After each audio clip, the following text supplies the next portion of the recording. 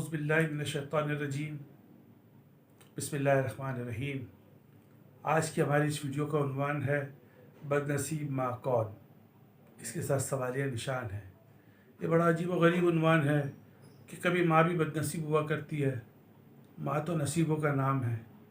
माँ तो वो है जिसके कदमों तले जन्नत होती है। लेकिन आज हम उन 3 बदनसीब माँओं का ज़िक्र करेंगे जो वाकई बदनसीब हैं। पहला वाक़या तो एक इत्तफ़ाक़ी हादसे की वजह से हम करार दे सकते हैं, लेकिन 2 जो वाक़यात हैं जिसमें जो 2 माएँ हैं वो वाक़ईतन उस वजह से वो बदनसीब बनी कि इंसान जो है वो शैतान बन गया। पहला वाक़या एक बदनसीब माँ का है जो एक बेरोज़गार नौजवान की माँ थी। ये वो नौजवान था कि जो जॉबलेस था, वो किसी बड़ी बिल्डिंग में एक बड़ी कंपनी में गया ताकि उसको नौकरी मिले, ताकि उसको रोज़गार मिले, ताकि वो बेरोज़गारी के जहन्नम से निकल सके।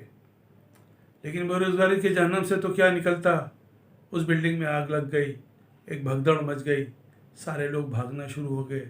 जो बिल्डिंग के स्टाफ थे, ये जो लोग करीबी फ्लोर्स पे थे, वो तो निकल गए, लेकिन ये नौजवान, बदनसीब नौजवान एक कमरे के अंदर चला गया। वो समझा कि शायद यहाँ से एग्ज़िट है, यहाँ से बाहर जाने का रास्ता है।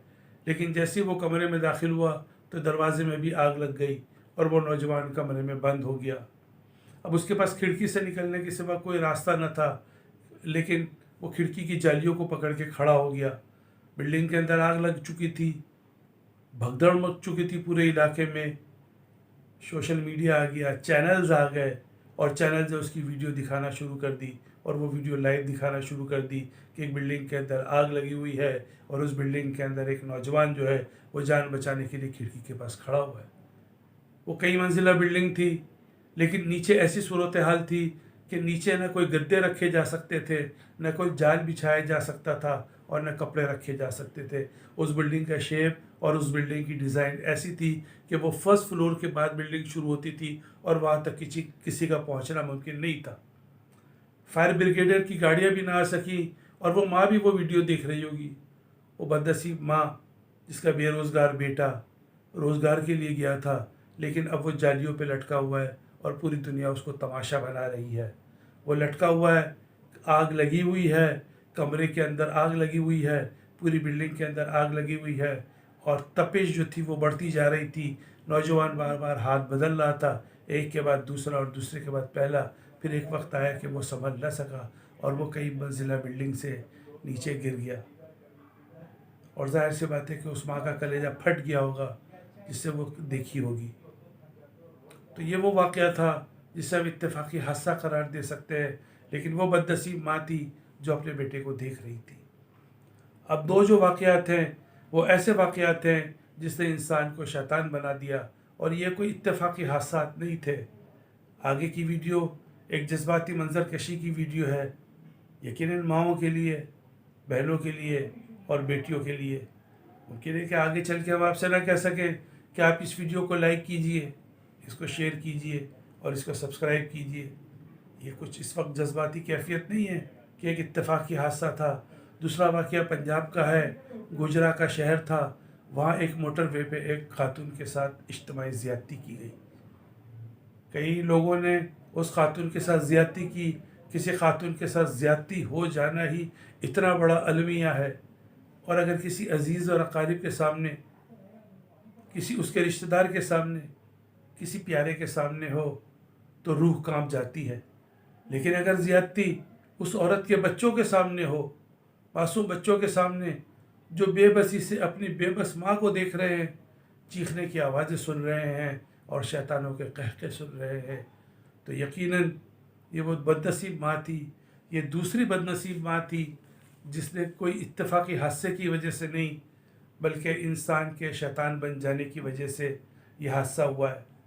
एक नज़्म लिखी है डॉक्टर कमर अब्बास ने, हम सब सो रहे हैं, इसी ताज़ा वाक़े के हवाले से जो मोटरवे पे खातून के साथ ज़्यादती की गई और हमारी नज़र में तरतीब के लिहाज से یہ دوسری بدنصیب ماں ہے، اور اس کے بعد ہم تیسری ایک بدنصیب ماں کا ذکر کریں گے۔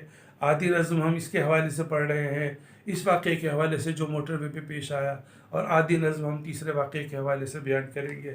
ڈاکٹر قمر عباس کہہ رہے ہیں اپنے نظم سب سو رہے ہیں میں، کہ کئی آدم کے بیٹوں نے کسی حوا کی بیٹی کو، کئی بچوں کی مادر کو، انہی معصوم بچوں کی نظر کے سامنے بے آبرو مجروح کر ڈالا۔ وہ عورت ماں تھی، بیٹی تھی، کسی ماں باپ کی آنکھوں کی ٹھنڈک تھی، کسی شوہر کی زوجہ تھی، مگر ان سارے رشتوں سے، مگر ان ساری باتوں سے انہیں کیا جو وحشی درندے ہیں۔ یہ دوسرا واقعہ تھا۔ اور تیسرا واقعہ حال ہی میں پیش آیا ہے، ایک 4 سالہ بچی کے ساتھ زیادتی کی گئی، اس کی ایک ویڈیو وائرل ہوئی ہے۔ وہ 4 سالہ بچی کے جسم سے بلیڈنگ ہو رہی ہے، اور وہ بچی بتا رہی ہے کہ انکل نے اس کے ساتھ کیا کیا، اور برابر میں اس کی مار ہو رہی ہے۔ یہ بھی ایک تیسری بدنصیب ماں تھی۔ اب ہم یہ فیصلہ نہیں کر سکتے کہ کون سی ماں جو ہے وہ زیادہ خوش نصیب تو نہیں کہ بد نصیب ہے، اسے ایسے معاشرے کے اندر جنم لیا ہے جہاں انسان نہیں، وحشی درندے ہیں۔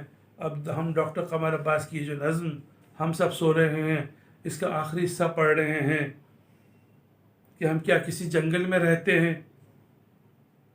ہمیں مظلوم کی، معصوم کی بے بسی کی چیخوں کی صدا نہیں آتی۔ انہیں معلوم ہے بے بس کو وہ جتنا بھنبھولیں گے، وہ ساری ساعتیں تسکین بخشی کا باعث ہوں گی۔ انہیں معلوم ہے سب سو رہے ہیں، کسے فرصت ہے ان پر کچھ نظر ڈالنے کی، کہ وہ بچہ اٹھا لائے، کہ وہ عورت اٹھا لائے۔